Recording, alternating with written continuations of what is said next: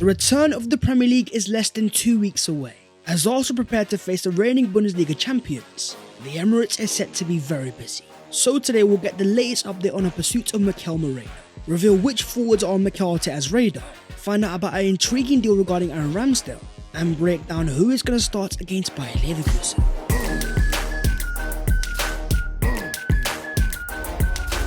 Yo, what is going on guys? My name is Baz14, welcome back to your boys channel and I hope you guys are doing sensational. The season is fast approaching and your boy is back in London. And I want to give a massive shout out to AFC Comps, helping your boy in the process of making this video. He's got a fantastic channel with specific Arsenal highlights that I think every fan can check out. But as per, smash a like on the video if you enjoy and subscribe to the channel if you are new. Starting off though with the confirmed Arsenal news. After 14 years as an Arsenal player coming through our academy and being one of our star boys, reviving Mikel Arteta's Arsenal in December 2020, Emile Smith-Rowe's Arsenal career is officially over, as Fulham confirmed the Croydon KDB is ours. A £34 million deal has been signed, sealed and delivered. Mikel Arteta saying, "I'm sad that Emile is leaving us, but excited for him to take his new opportunity at this stage of his career. Emile is loved by everyone at Arsenal and leaves us with our gratitude, absolute respect and best wishes." By going to Fulham and given a chance to revive his career, we all know a fully fit Emile Smith-Rowe is a Champions League caliber player. That's why this clause here is very important. Tom Canton Media confirms Arsenal will also have a sell-on clause on top of their £34 million fee agreed for Emile Smith-Rowe. Here was the boy in his Fulham medical, greeted by former Arsenal players Bert Leno and Alex Iwobi. Then just 7 minutes into his debut, Emile Smith-Rowe was back on the score sheet, with former Arsenal player Alex Iwobi over the moon for him. Facing Man United on the opening day of the season and Emile Smith-Rowe dagger with an Iwobi assist, we will be there. But here's what Bukayo Saka had to say. "From hell end to the Emirates and all the memories on our journey, it's been an absolute pleasure. Go and shine, bro." Smith-Rowe's departure now means out of 1920's Arsenal squad, we only have 3 players remaining: Gabriel Martinelli, Reece Nelson and Bukayo Saka. With Arsenal fans leaving a message outside the Fulham training ground: "Good luck Smith-Rowe, Gooner for life." It's definitely emotional, but football is a fast moving sport and I think it's a great move for the player. The question for Arsenal is, who is going to be our next number 10? Well, after recent photos coming out of the Arsenal training session, some Arsenal fans are focusing on Ethan Nwaneri, investigating into photos and trying to see if it's a number 10, which was quickly dispelled by this photo here, showing Nwaneri is still wearing number 53. I do wonder though, are we going to give it to a player in the current squad, or will it be reserved for a superstar signing? Let's talk about Mikel Merino. Having made it all the way to the Euros final with Spain and given an extended break, it's now been confirmed Mikel Merino's official return to Sociedad training. Now it's a matter of a waiting game, because as Fabrizio Romano confirms, Merino has agreed to join Arsenal and is no longer negotiating with Spanish clubs. Despite possibilities with Atletico Madrid and Barcelona, Merino wants to go to Arsenal and work under Mikel Arteta.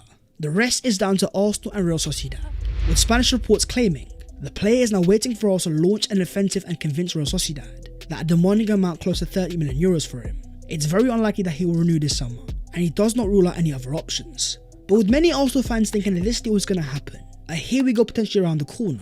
On close inspection, Merino's had some very intriguing stats come out. From WhoScored ranking him as the 4th highest player in last year's Champions League, to him winning more aerial duels than any other midfielder in all of Europe last season, a whopping 168. There seems to be a general misconception. Seeing his frame and the fact that he's a duel winner, his technical ability can't be underrated. Comfortable in terms of receiving the ball between the lines, able to play in the half-turn and drive the ball forwards. One thing that stands out is the fact that he has a lot of technical empathy, a phrase that, as Arsene Wenger once said, "Passing the ball is like communicating with another person. It's an act of intelligence and generosity, which I call technical empathy." There is a feeling in the Arsenal fan base that we need to go above and beyond to go beat Man City. Sign a superstar for a mega fee, make a move to make a statement. But Mikel Arteta is looking to solve problems instead, focusing more on adding profiles that we didn't have last season, addressing our left-hand side to make our team more balanced. Mikel Merino fits every single one of those bills. But talking of signings, it seems like Arsenal have something happening in Brazil, where reports claim Inter de Porto Alegre will receive a proposal of €25 million, plus bonuses from Arsenal for the transfer of Gabriel Carvalho, who's only 16 years of age. Having only made his debut last year with only one senior appearance so far, Carvalho is an exciting attacker midfielder, striving in terms of ball carrying and picking the ball up from deep. We could be about to see a change in Arsenal's approach in the Brazilian market, the main reason being Paulo Xavier, a former Real Madrid scout that also signed at the end of last season, that specialises in the Brazilian market.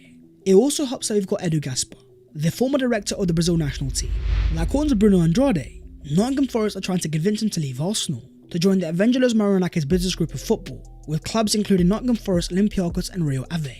Once by the owner of Nottingham Forest, the reason comes down to Arsenal. from being notoriously unorganised back in 2020, giving experienced players high contracts they were never worth. In 2024, Arsenal have become the complete opposite. Organised from top to bottom with sensible contracts, an exciting project full of young players, with the likes of Chelsea and co trying to copy. As Edu Gaspar says in a recent interview, "When I came to Arsenal, with all my respect, almost everyone is over 26 and 27. Big salaries and not performing. When you have those three elements, which clubs in the world want to come in and buy one of our players? No one." Talking of player sales though, let's move on to Arsenal's forward offers. At 25 years of age, after another year of not being a starter, Arsenal's Eddie Nketiah is now pushing for a move away, with Marseille being the main club after him. As Fabrizio Romano confirms, Arsenal wants at least €35 million, plus a sign-on clause for Eddie Nketiah.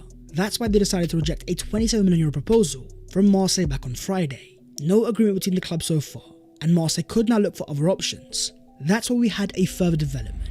A Fabrizio Romano exclusive confirming that Youssef Moukoko has decided to join Olympique Marseille. Negotiations underway between Marseille and Dortmund over a loan deal with option to buy clause.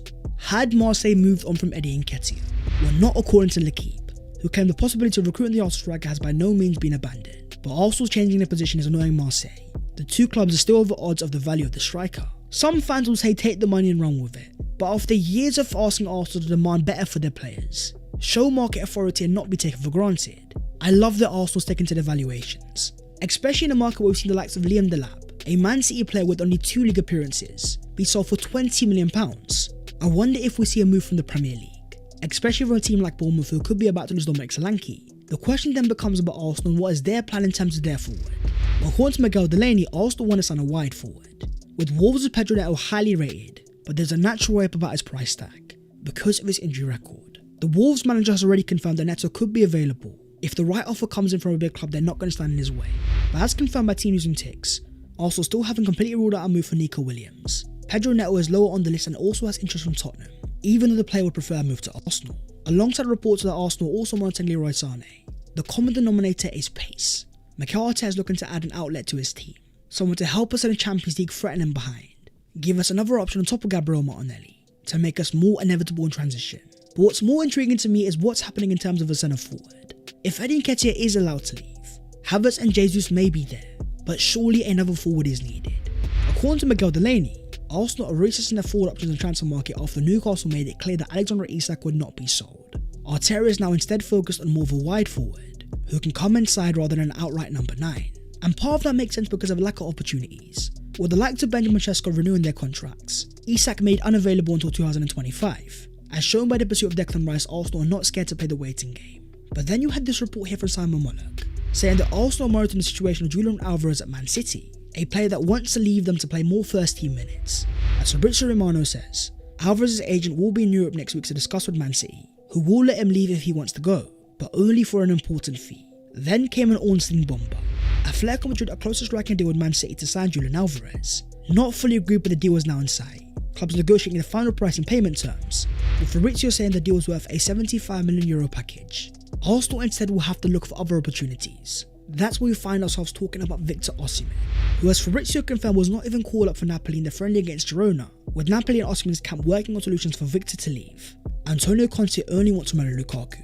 They have been negotiating with Chelsea with talks about a loan with the option to buy, but the fact that Osimhen's available, a player that also had reported interest in, many fans believing this was going to be our Phase 5 signing. I've been so surprised to hear that Arsenal haven't made their move.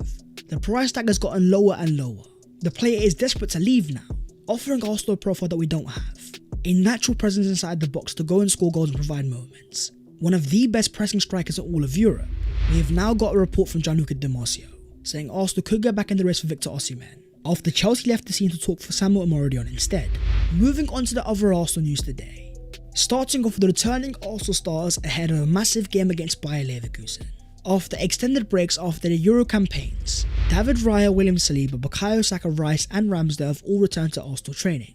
Now it becomes the question of Ramsdale's future, wanted by teams in the Premier League and trying to get a move away. No longer a starter at Arsenal with David Raya there. According to Team News and Ticks, there are around 3 clubs who believe Newcastle may still have financial issues. If this is the case, Arsenal may try to sign Bruno Guimaraes in a deal involving Aaron Ramsdale. But for Arsenal themselves, they have to focus on Wednesday, a game against the Bundesliga invincibles Bayer Leverkusen, who tweeted out saying, "See you Wednesday, Kai Havertz," as Arsenal welcome their own Granit Xhaka. This will be a battle of the elite defences, with Leverkusen only containing 15 open play goals last season. Arsenal only 19. I wonder if we see a certain Italian.